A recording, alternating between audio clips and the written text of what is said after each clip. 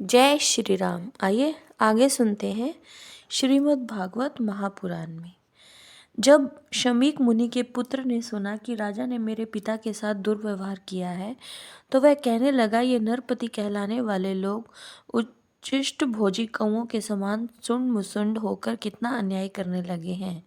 ब्राह्मणों के दास होकर भी ये दरवाजे पर पहरा देने वाले कुत्ते के समान अपने स्वामी का ही तिरस्कार करते हैं।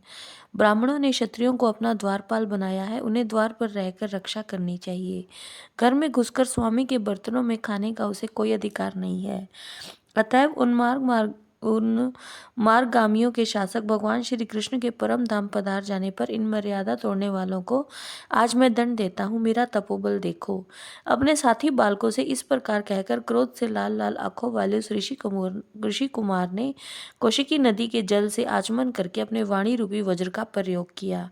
कुलांगार परीक्षित ने मेरे पिता का अपमान करके मर्यादा का उल्लंघन किया है, इसलिए मेरी प्रेरणा से आज के 7वें दिन उसे तक्षक सर्प डस लेगा।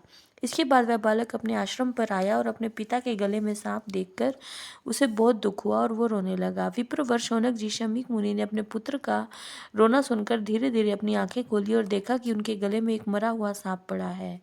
तो उसे फेंक कर उन्होंने अपने पुत्र से पूछा, पुत्र तुम क्यों रो रहे हो? किसने तुम्हारा अपकार किया है?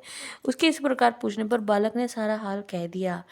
ब्रह्म ऋषि शमीक ने राजा के शाप की बात सुनकर अपने पुत्र का अभिनंदन नहीं किया। उनकी दृष्टि में परीक्षित शाप के योग्य नहीं थे। उन्होंने कहा, मूर्ख बालक, तूने बड़ा पाप किया। खेद है कि उनकी थोड़ी सी गलती के लिए तूने उनको इतना बड़ा दंड दिया।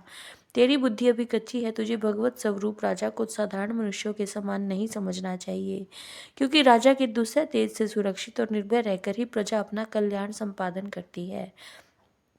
जिस प्रकार राजा का रूप धारण करके भगवान पृथ्वी पर नहीं दिखाई देंगे, उस समय चोर बढ़ जाएंगे और अशिक्षित भेड़ों के समान एक क्षण में ही लोगों का नाश हो जाएगा। राजा के नष्ट हो जाने पर धन आदि चुराने वाले चोर जो पाप करेंगे, उसके साथ हमारा कोई संबंध न होने पर भी वह हम पर भी लागू होगा, क्योंकि राजा के न रहने पर लुटेरे बढ़ जाते हैं और आपस में मारपीट गाली गलौज करते हैं।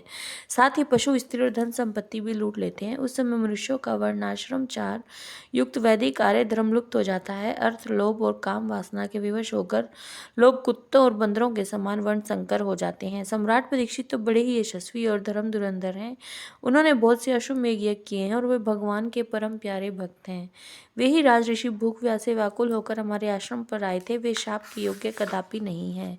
इस नासमझ बालक ने हमारे निष्पाप सेवक राजा का अपराध किया है। सर्वात्मा भगवान कृपा करके इसे क्षमा करे। भगवान के भक्तों में भी बदला लेने की शक्ति होती है, परंतु वे दूसरों के द्वारा किए हुए अपमान, धोखेबाजी, गाली गलौज, आक्षेप और मारपीट का कोई बदला नहीं लेते।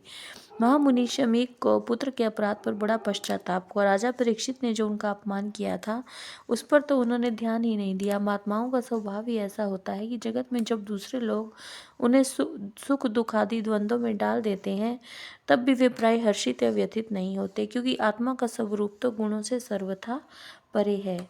इति श्रीमद्भागवते महापुराणे परमहंस्या संहिताया प्रथम स्कंदे विप्रशापोल्लंघन नामाष्टादशो अध्याय। जय श्री राम।